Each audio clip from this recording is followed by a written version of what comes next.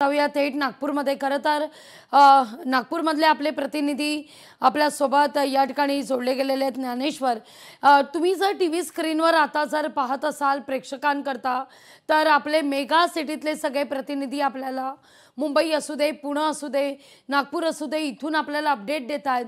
तर उजवीकडची जी दृश्य आहेत ती दिल्लीतली ताजी दृश्य आहेत। दिल्लीत आता बंदोबस्तात वाढ करण्यात आलेली आहे। चौकशीला सुरुवात झालेली आहे।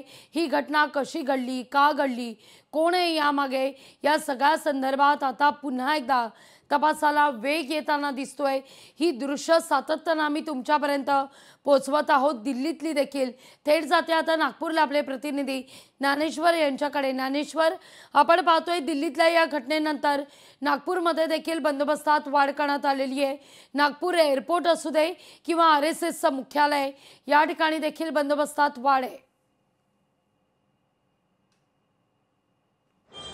अगदी लागवीजी, मी सध्याला नागपूरच्या विमानतळ परिसरात आहे। या ठिकाणी जर पाहाल तर सकाळपासूनच जे आहे ते पोलीस जे आहे ते हाय अलर्टवर आहे। पूर्ण सुरक्षा या ठिकाणी एकूणच जे आहे ते जे वाहन आहे आतमध्ये येत आहे संपूर्ण वाहनाची कसून चौकशी केली जाते आहे। संपूर्ण प्रवाशांचे जे काही सामान आहे सामानाची देखील कसून एकूणच चौकशी केली जाते आहे। नागपूर शहरातील जे काही प्रमुख स्थळ असतील त्यामध्ये दीक्षाभूमी असेल, संघ मुख्यालय असेल किंवा डॉक्टर हेडगेवार स्मृती स्थळ असेल, अशा ठिकाणी जे आहे ते रात्रीपासूनच पोलिसांचे वरिष्ठ अधिकारी जे आहेत ते त्या ठिकाणी जाऊन प्रत्यक्ष जाऊन जे आहे ते सुरक्षेचा एकूणच आढावा घेत आहे। संघ मुख्यालयामध्ये ऑलरेडी जे आहे ते 3 लेअर सुरक्षा जी आहे ते देण्यात आलेली आहे।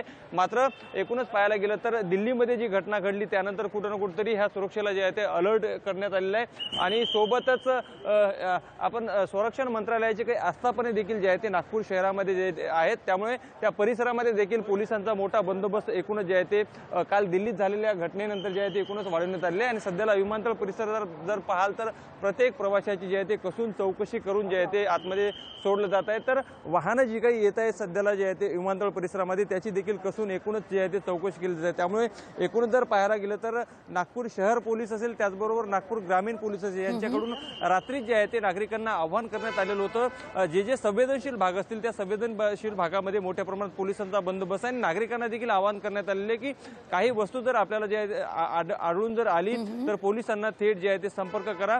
त्यामुळे नक्कीच सुरक्षेच्या दृष्टिकोनातून जे आहे ते या ठिकाणी नागपूर पोलीस अलर्ट मोडवर आहे असंच म्हणावं लागेल। लागवीजी, निश्चित ज्ञानेश्वर, तुर्तास धन्यवाद तुम्ही दिलेल्या एकूणच या सविस्तर माहिती करता।